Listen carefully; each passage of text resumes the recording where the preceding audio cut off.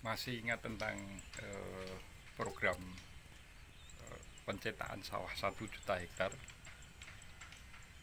Saya juga tidak tahu apa namanya kabar terkininya seperti apa. Nah, ini kebetulan saya sedang berada di eh, dulunya ini adalah sawah, ya, sawah. Nah, kebetulan bos saya itu membeli sawah ini, kemudian dijadikan peruntukannya untuk kebun buah. Jadi di situ ada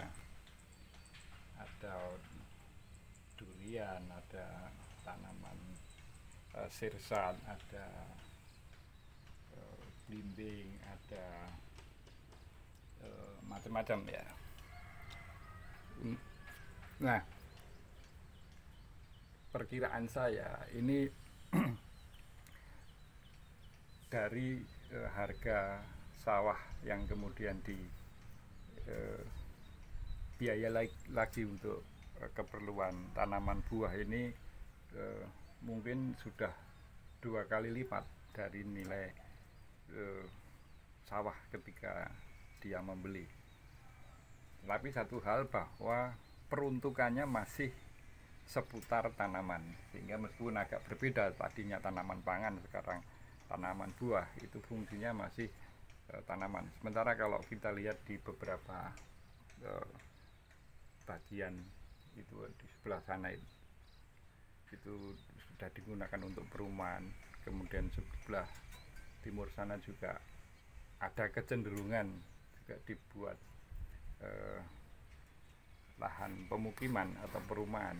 Ini jelas akan mempressure atau memberikan tekanan pada luasan lahan yang digunakan untuk pangan.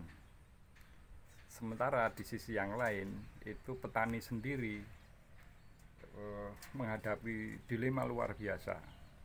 Kalau harus tetap mempertahankan lahan itu, contohnya di sini padi atau jagung, di belakang ini kebetulan jagung, kalau di depan sana itu tanaman padi. Satu, harga jual ketika panen tiba itu juga tingkat kepastiannya relatif rendah. Yang kepastiannya tinggi itu adalah harga pupuk yang makin mahal. Ini dilema yang luar biasa bagi petani untuk mempertahankan lahan mereka dijadikan tanaman pangan. Tentu ini secara nasional akan mempressure hasil produksi pangan nasional. Maka tidak heran kalau misalnya kita pada obrolan beberapa waktu yang lalu bahwa kita masih mengimpor beras dari beberapa negara, Vietnam, Thailand, India. India tidak, karena punya kebijakan untuk melarang ekspor beras. Tapi bahwa fenomena tekanan terhadap luasan lahan untuk memproduksi pangan, kemudian ditambah dengan ketidakpastian petani untuk ya kalau bahasa ekonominya mempertahankan kesejahteraannya, itu begitu sulit.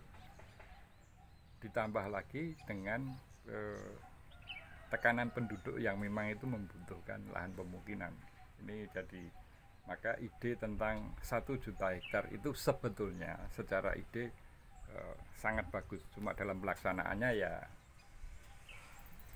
ya kita tunggu saja, barangkali nanti ke depan ide tentang 1 juta lahan pertanian itu akan terrealisir dengan baik, tidak sekedar menjadi satu janji politik yang melenakan. Karena semuanya kalau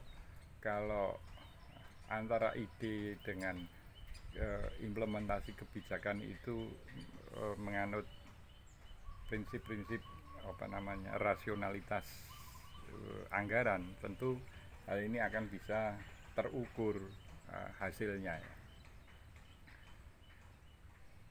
yaitu wajah